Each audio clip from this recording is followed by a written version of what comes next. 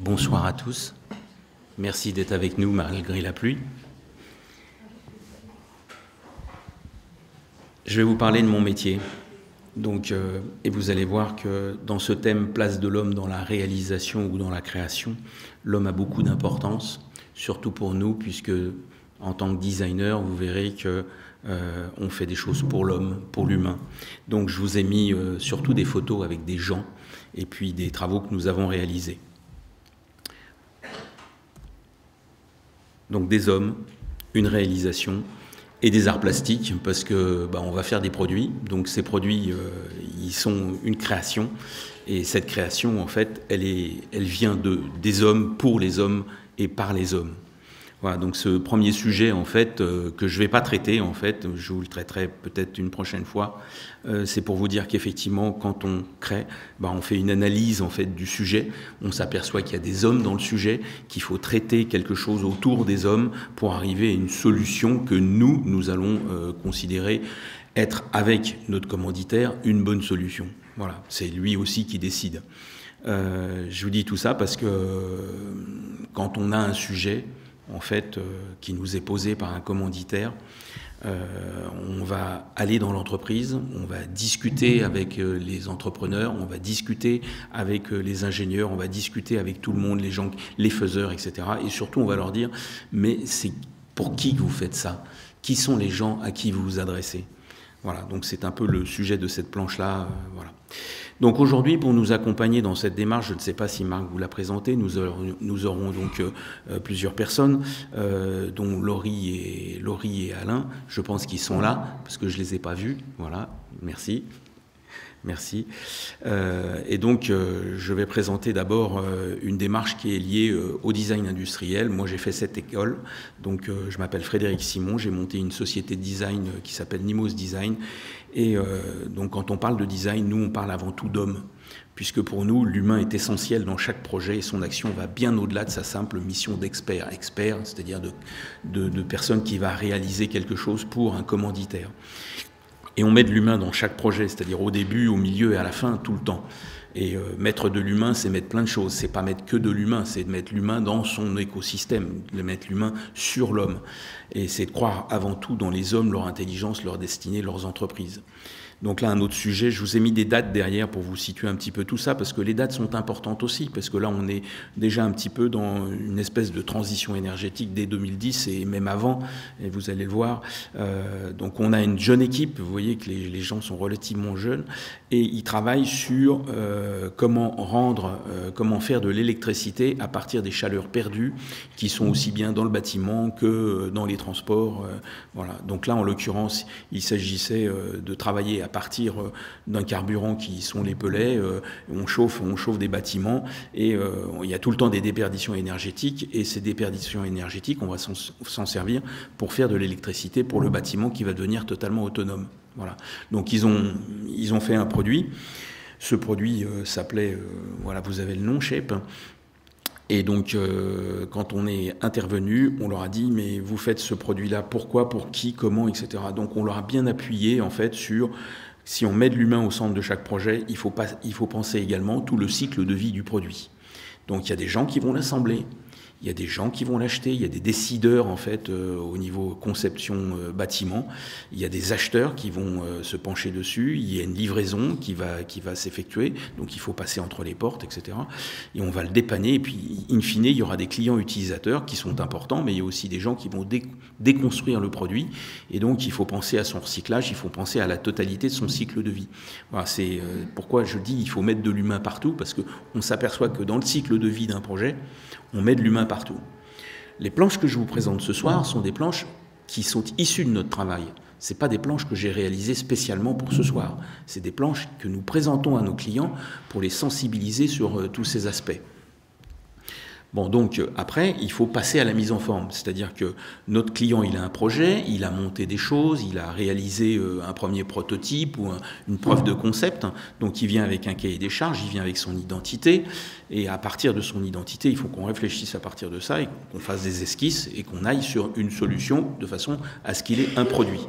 Donc c'est vraiment de la compréhension, des idées, ensuite du dessin, une synthèse pour arriver sur le produit final. Voilà, c'est cette démarche-là. Et je n'ai pas voulu me pencher sur uniquement la partie 3 ou 4 de la conception, parce que pour nous, il n'y a pas que ça, puisque c'est vraiment en amont, jusqu'au bout du produit, jusqu'à sa déconstruction, qui sont des éléments importants en fait, de la conception. Voilà. Donc faire du dessin, oui. Faire des esquisses, oui. Aller vers la réalisation, d'accord. Mais avant tout, c'est un projet qu'il faut penser globalement. Donc aujourd'hui, c'est un peu ce qu'on a appelé peut-être design thinking ou human first, etc. Enfin, tous ces mots-là qui sont issus aujourd'hui de nouvelles attributions, je dirais. Mais nous, dans cette école ici que j'ai faite, c'est la première chose qu'on nous apprend. Voilà. La vie d'une entreprise, ça existe, puisque, comme vous pouvez le voir, Exoès a changé d'identité et ils ont changé non pas de mission, puisque c'est toujours en fait de faire de l'électricité à partir de la chaleur, mais ils ont basculé dans la mobilité. Aujourd'hui, ils sont sur ce sujet-là, qui est la mobilité. Voilà. Ils ont conservé leur activité bâtiment, mais ils se sont vraiment orientés vers la pile à combustible aujourd'hui et la récupération d'énergie à partir de la pile à combustible. Voilà. Donc de 2010 à 2020, la stratégie de l'entreprise change un peu. Voilà. C'était une start-up, c'est continué une start-up, sauf qu'ils ont de plus en plus de gros marchés en fait, dans l'automobile. Je voulais aborder ce sujet EDF, qui est assez ancien en fait, qui est un sujet sur lequel nous avions parlé la semaine dernière, justement. Et je voulais le réillustrer, parce que je n'avais pas les slides pour le montrer. Et pour moi, il est très important. En fait, ça venait d'une question qui était posée dans la salle, mais à un moment donné, quand vous présentez votre projet, est-ce que vous n'êtes pas devant un mur blanc? Est-ce que votre client comprend ce que vous lui expliquez? Est-ce qu'il n'y a pas je dirais, un blanc devant vous? C'est-à-dire que la personne à qui vous vous adressez ne comprend pas ce que vous dites. Parce que ça pourrait arriver. Hein, je vois qu'on acquiesce dans la salle, et effectivement, ça nous est déjà arrivé. Alors le sujet, en fait, EDF a un centre de recherche qui s'appelle les Renardières. À une époque, en 1990, se pose la question, puisqu'en 1970, on bascule dans le tout électrique en France, on bascule dans le nucléaire, et il faut chauffer des bâtiments. Et donc, on va inventer ce qu'on appelle donc le convecteur, qui est une espèce de grille-pain. C'est pas moi qui le dis, c'est même EDF, je vous le dirai après, qui est une espèce de chauffage, qui est un chauffage bon marché et qui permet en fait d'avoir un chauffage rapide, efficace et surtout qui met en place tout un système électrique dans le bâtiment.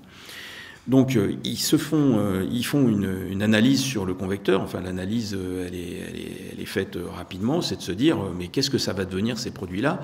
Aujourd'hui, on est devant un problème. On en a mis un peu partout et on va stagner un petit peu au niveau de notre marché et surtout on n'a pas le retour qu'on attendait sur ce marché-là en termes de satisfaction client. Et donc, ils nous posent la question et ils nous disent mais pourquoi on a ce problème en fait d'insatisfaction? Et donc, on va aller écouter le client, on va se sourcer auprès des gens autour de nous et on va se rendre compte qu'effectivement, c'est un grille-pain, l'air est sec, on dort mal, on a le nez qui se bouche, etc., etc. Donc, on a une insatisfaction au niveau de ce produit-là que nous, on va mettre en évidence lors d'une présentation aux Renardières dont je me souviens très bien. J'étais mandaté donc par l'agence où je travaillais à l'époque pour aller présenter le projet avec quelque chose pour dire aux gens des Renardières que leur problème, c'était vraiment la chaleur sèche qui était émise en fait par ces grille-pains et il fallait absolument faire quelque chose, et c'est-à-dire réhumidifier l'air qui se trouvait dans les pièces. Donc on a fait tout un projet qui ensuite a été proposé à des industriels qui l'ont développé et qui ont fait, qui ont explosé le marché, puisque maintenant il y a des millions d'appareils qui sont issus de ce qu'on appelait à l'époque la chaleur douce, par opposition à la chaleur dure, chaleur sèche, qui était celle du convecteur. Donc on a mis au point un système qui ne desséchait pas l'air et qui permettait de rester humide dans le bâtiment, c'est-à-dire de chauffer avec un peu d'humidité, puisque pour être à l'aise, il faut être entre 60 et 80% d'humidité si on veut être bien dans une pièce et non pas basculer à 50, voire 40 degrés, 40% d'humidité, comme pouvait l'apporter le grille-pain, le convecteur de l'époque. Voilà. Et ce qui est très étonnant, c'est que en consultant un peu ce sujet, je suis tombé sur effectivement le directeur de recherche des Renardières, qui a fait une intervention ici au Mardi de l'Innovation en 2015 et qui a fait lui aussi qui a reconnu en fait la problématique que posait le chauffage électrique de l'époque. Voilà, donc on a apporté, nous en tant que designers, un autre regard en leur disant « mais oui, c'est bien comme ça qu'il faut faire ». Et effectivement, lors de la présentation, j'étais devant donc un staff d'ingénieurs aux Renardières et j'ai eu le grand blanc où les gens m'ont écouté en me disant « mais c'est qui ce designer qui vient nous apprendre ce qu'il faut faire, etc. etc. » En fait, ils ont très bien compris, ils étaient très intelligents, ils avaient déjà un peu fait la démarche. Nous, on leur apportait quelque chose qui humidifiait l'air comme on l'humidifiait avec les radiateurs autrefois. Bon, c'était pas forcément l'exacte solution, il fallait qu'on travaille ensemble, c'est ce qu'on a fait, on a travaillé pendant des mois sur la bonne réponse, et c'est ainsi qu'est née une nouvelle génération de produits, et surtout une prise en compte, en fait, qu'il fallait repenser le radiateur électrique dans sa totalité. Voilà. Donc c'était pour vous présenter ce sujet-là, qui n'est pas du tout le sujet sur lequel je voudrais m'étendre, qui n'est pas non plus celui-ci, mais je vais quand même vous le présenter parce qu'il est très important aussi celui-ci, où la SNCF, étant venue voir l'agence, nous dit vous avez carte blanche pour repenser en fait ce qu'est un train. Pas mal comme idée, mais ce que l'on veut, c'est un train. Voilà, on va vous donner quand même un peu nos spécifications. On vit dans ces années-là, puisqu'on est en 75-89, le sujet nous est posé dans les années 80-89. On est avec des trains corail, ce qu'on appelle des trains classiques. Et effectivement, il faut mettre l'humain au centre de chaque projet. On voit bien même sur cette photo-là où on a mis de l'humain même à l'extérieur, on a fait de la représentation, mais pour nous, c'est beaucoup plus important que ça. On s'aperçoit, en fait, qu'il y a quand même un gros problème avec ces trains-là, qui sont des trains, en fait, des voitures, en fait, que l'on aligne les unes derrière les autres, mais que ce soit ce sujet-là ou que ce soit aussi des autorails, il faut tout le temps monter dans le train, comme autrefois on montait dans une voiture, voilà, avec toutes les difficultés pour les enfants, pour les personnes âgées, pour les personnes qui ont des vélos, pour les personnes qui ont énormément de bagages, pour monter dans un train, et ça crée des problématiques, en fait, d'accès dans les trains. Donc on est comme ça dans les années 80. Voilà. Bon, on a le TGV aussi qui arrive, mais on n'a pas résolu le problème avec le TGV. On va très vite, mais on a encore l'accès au-dessus des bogies et il faut encore monter dans le train. Donc on regarde tout ça, et effectivement, avec les personnes handicapées, on a encore plus de problèmes, puisqu'on nous demandera de développer des plateformes élévatrices en pagaille. On va même nous demander de mettre des plateformes élévatrices dans les trains, de façon à ne plus avoir de plateformes élévatrices à l'extérieur des trains. Donc on fera des projets même avec des plateformes élévatrices qui sont embarquées dans les trains. Parce qu'il faut résoudre le problème. Mais c'est pas comme ça qu'en fait on nous présente le problème à nous, designers. On nous dit, à nous, designers, qu'est-ce que vous pensez du train? Pensez-nous quelque chose d'autre au niveau du train. Donc nous, on regarde, on dit, emmarchement, problématique. Résoudre la problématique, c'est de se mettre au niveau du quai. Avec les problèmes qu'on a à l'époque, c'est qu'effectivement, on a des hauteurs de quai qui sont différentes. Mais bon, on va quand même essayer de trouver une solution pour se mettre à la bonne hauteur au niveau du quai. Bon, de repenser aussi une porte plus dimensionnée, de repenser également la distribution au niveau des appareillages, etc., etc. Et puis aussi de se dire, à cette époque-là, dans les années 90, de mettre de la climatisation, parce qu'effectivement, on va aller vers des matériels, si on veut du confort, il faut mettre de la climatisation. Voilà. Alors quand on dit ça à la SNCF, effectivement, il faut repenser complètement la structure de caisse. Une structure de caisse, c'est quelque chose qui est complètement plat, on a des longerons qui sont complètement plats, et puis c'est fait pour encaisser des chocs quand il y a un gros problème en fait au niveau choc sur une voiture. Donc il va falloir repenser la structure de caisse, c'est-à-dire le chaudron. Donc quand on va présenter le projet, notre client, la SNCF, dit il va falloir qu'on fasse un crash test. Alors vous imaginez bien qu'un crash test sur une voiture ou sur un train, c'est pas tout à fait le même prix. D'abord, on n'a pas d'installation faite pour faire des crash tests à la SNCF, donc il va falloir construire, il va falloir trouver une ligne, il va falloir faire un crash test.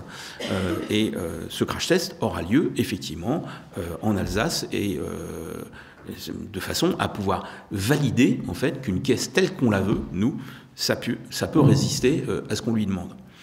Et effectivement, nous, on va trouver, dans l'ensemble des matériels SNCF, eh ben, il y a des choses comme ça, donc qui tiennent, qui résistent, qui ne sont pas faites pour aller vite, qui ne sont pas faites pour transporter des gens, mais il y a déjà des amorces d'idées au niveau de ces structures, et c'est sur une structure comme ça qu'on construira la maquette en fait du matériel tel qu'on l'a imaginé.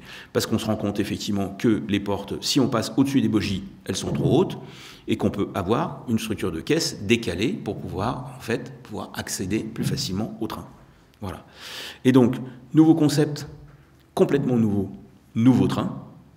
Nouveau train avec nouveau système d'emmarchement, c'était le premier. Et donc ce train, avec ce nouveau système d'emmarchement, a eu la plus haute distinction en 1998, le Brunel Award, au niveau du matériel ferroviaire. Parce qu'il était beau, parce qu'il était bien pensé, parce qu'il était intelligent, parce que voilà. Donc c'est en ça que le design intervient. Non pas forcément, vous voyez, la belle chose, le beau produit, on le montre à la fin. Mais avant tout, c'est toute une démarche. Et c'est cette démarche-là, maintenant, que je vais vous montrer sur un projet plus récent qu'on a travaillé dans un autre domaine, qui n'est pas un domaine d'accès, qui n'est pas un domaine... Parce qu'on travaille, comme je vous l'ai montré dans la première slide, on travaille dans tous les domaines.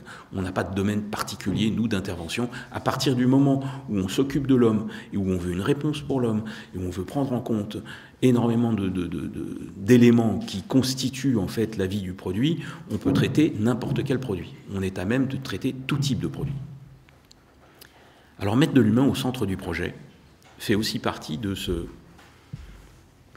projet que nous avons traité donc dans ce concept de nouvelle ligne aérienne, sujet qui nous a été posé par RTE, donc notre transport d'électricité, puisqu'aujourd'hui, il va falloir modifier en fait notre infrastructure, nos autoroutes énergétiques.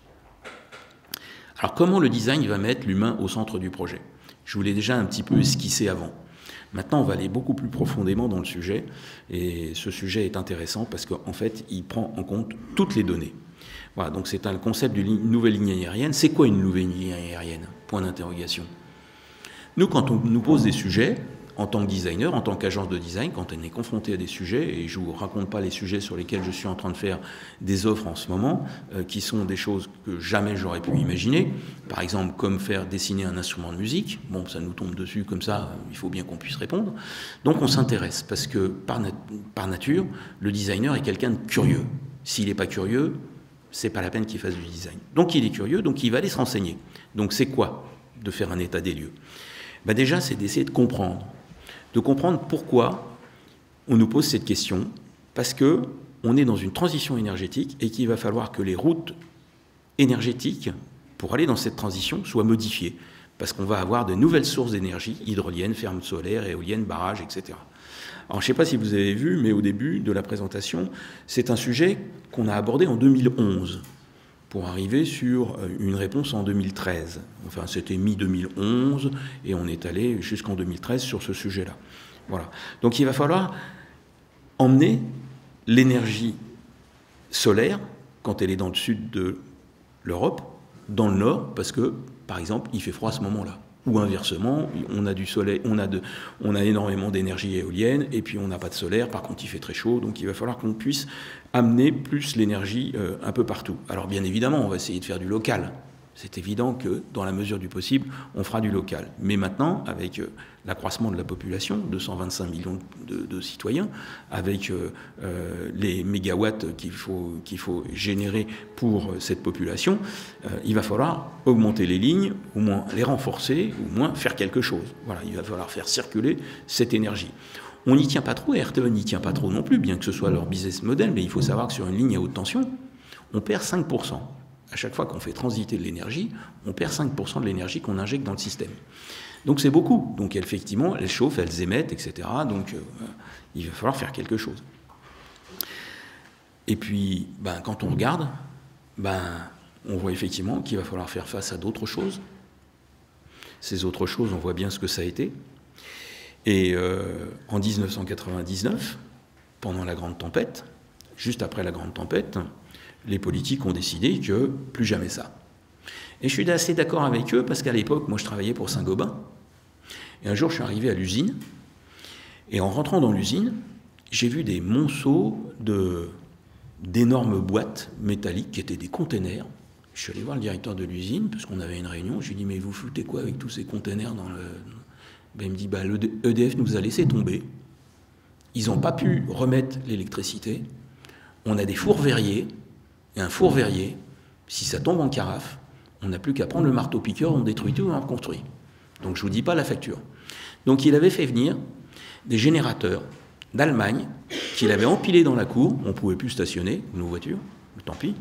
Et puis il avait réussi à reconstituer énergétiquement en fait ce dont il avait besoin en énergie pour maintenir son four à température. Donc plus jamais ça. Donc c'est aussi pour ça que RTE en 2010-2011 a pensé en fait à cet appel à projet de façon à repenser les lignes à haute tension. Alors regarder, s'informer, comprendre, c'est aussi aller au pied d'une ligne à haute tension et de voir qu'effectivement un pylône ça fait 55 mètres de haut, que c'est compliqué à construire, qu'effectivement la presse en parle, les réseaux électriques sont confrontés à de nouvelles contraintes et donc il va falloir faire quelque chose. Donc faire quelque chose quand on parle avec RTE, ben, on ne va pas leur faire un petit dessin sur un coin de table, on ne va pas leur dire comment il faut faire juste nous en tant que designers, il va falloir constituer une équipe. Une équipe, c'est quoi? Ben, c'est des gens qui savent ce que c'est que de l'électricité, qui savent ce que c'est que de construire une ligne et qui savent ce que c'est aussi de faire des calculs techniques, d'avoir un bureau d'études techniques qui tienne la route. D'ailleurs, ça nous est demandé, donc on va se rapprocher de différentes personnes. Donc moi, j'ai été faire mon marché de façon à trouver les bonnes compétences pour pouvoir avancer sur le marché.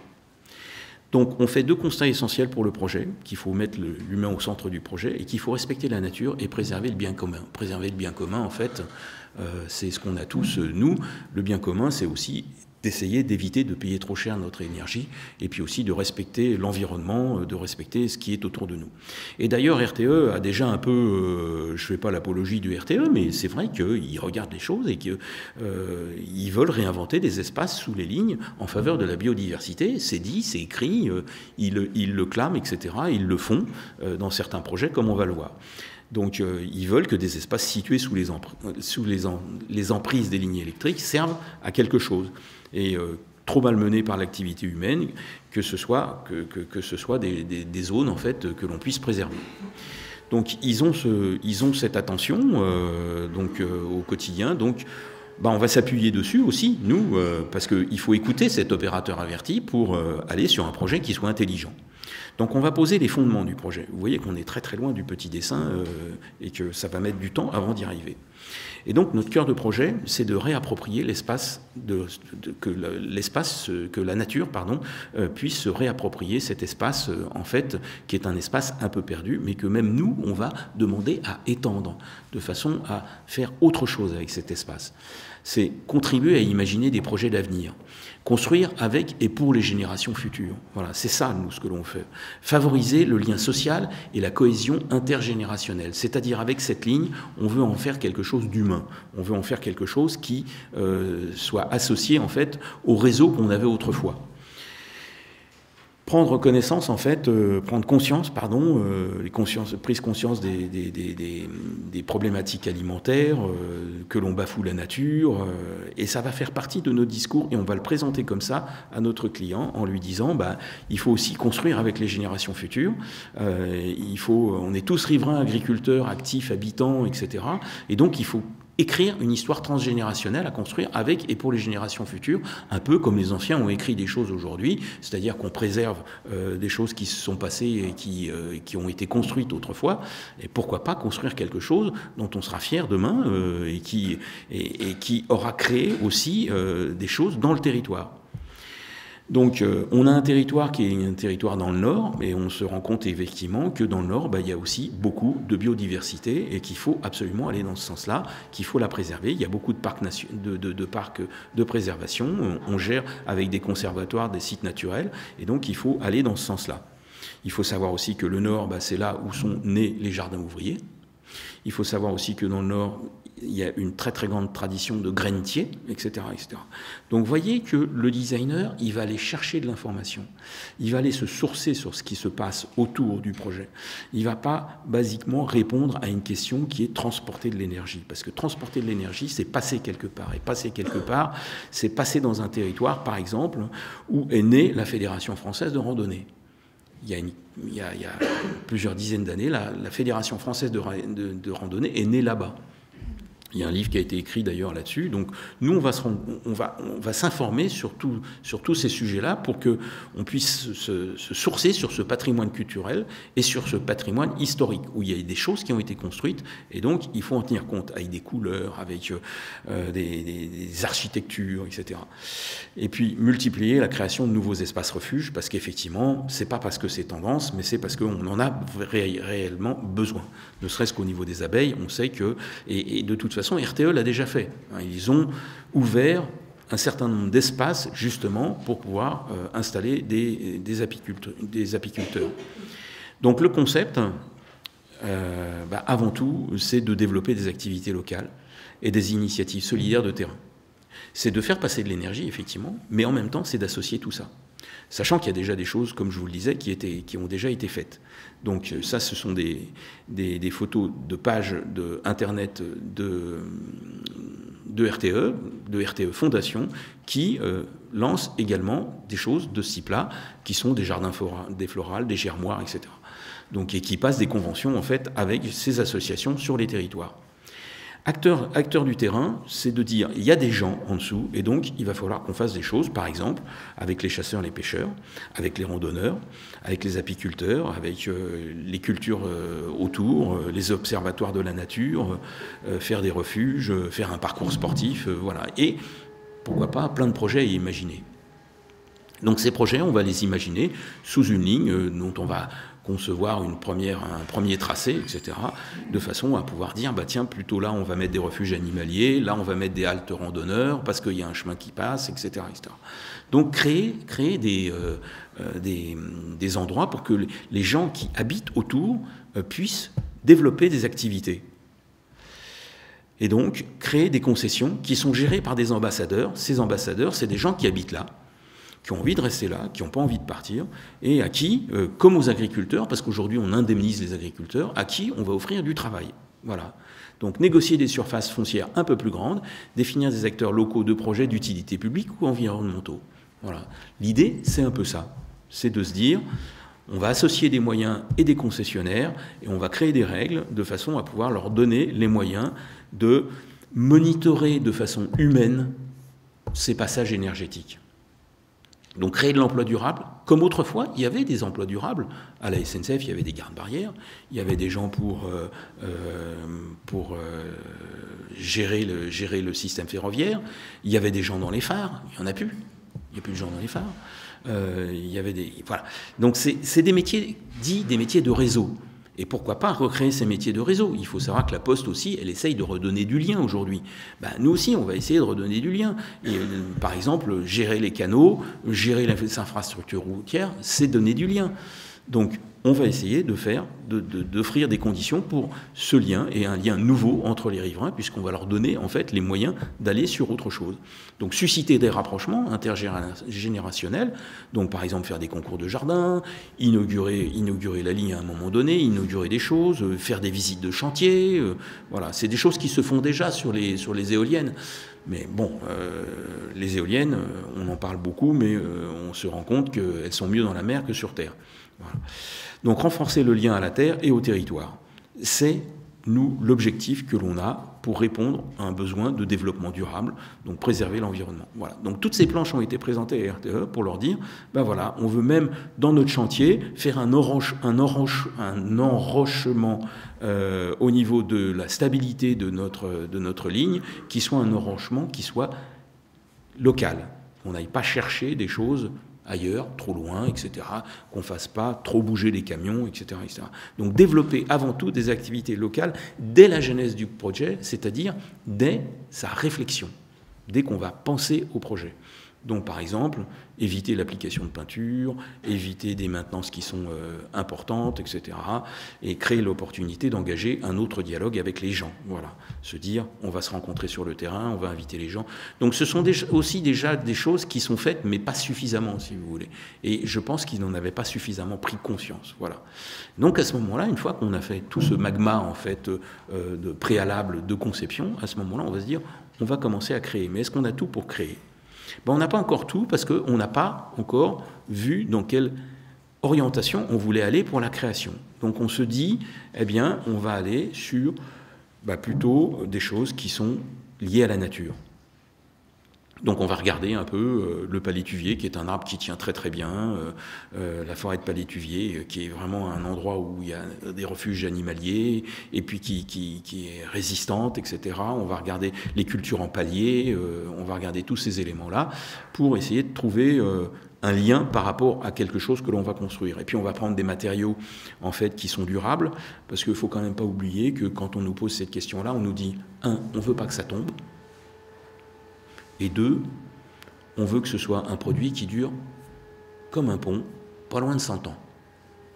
Parce qu'aujourd'hui, on a encore des lignes qui existent en France qui ont pas loin de 80, 90 ans, donc qui ont été montées dans les années 30, 40, pour faire l'électrification de la France, qui sont encore, moi j'en ai vu, des très très vieux pylônes, et donc on veut quelque chose qui tienne vraiment dans le temps, et si possible avec des matériaux qui ne soient pas des matériaux qu'on aille chercher à l'autre bout du monde, ou voilà, et si possible des matériaux qui soient des matériaux qu'on utilise déjà dans l'architecture. Donc on va réfléchir autour de ça, et on va... Nous, c'est notre proposition, c'est de partir de l'acier Corten et puis de prendre des bétons colorés, parce qu'on sait que les ponts aujourd'hui, ils sont faits comme ça, parce qu'on a travaillé avec des architectes sur des ponts, enfin on a fait intervenir des architectes au niveau des ponts, et on sait que c'est des choses qui vont tenir dans le temps. Voilà. Donc on va choisir une structure pyramidale qui est très isostatique pour assurer la sécurité et pour fiabiliser la ligne et son support. Et on va commencer à dessiner. Donc on a fait un long chemin avant d'arriver au dessin. Il s'est passé des mois, on a été dans les territoires, on nous avait dit de ne pas aller dans les territoires, de ne pas regarder, mais le designer, étant donné que c'est un animal extrêmement curieux, il va y aller. Nous, on est allés, on a pris un gîte, on s'est logé là-bas, on a regardé, on s'est inspiré, et puis on a vu, en fait, en prenant un gîte, qu'il y avait des chevaux, donc on a regardé, et puis effectivement, on s'est rendu compte qu'il y avait des chevaux partout, et qu'il fallait faire des choses pour les chevaux, donc on s'est dit, tiens, on va faire des refuges pour les chevaux en dessous, etc., des haltes, etc. Et on a commencé à dessiner autour de ça, en prenant en compte, en fait, tous les éléments techniques qui constituent... Alors, tous les éléments techniques, je les ai effacés de ma présentation. C'est-à-dire que vous n'avez pas d'éléments techniques. Alors que la technique, en fait, elle est prépondérante dans un projet comme ça. Le balancement des câbles, les vents forts, voilà, il faut prendre en compte des normes extrêmement dures, etc., etc. Donc, on a tout le temps été recadré par les ingénieurs avec qui on travaillait. Mais on sait parler avec les ingénieurs. Moi, j'enseigne dans une école d'ingénieurs le design. Donc, voilà, c'est un peu bizarre, mais c'est comme ça. Parce qu'effectivement, il faut qu'on sache parler avec tous les gens qui interviennent sur un projet comme ça.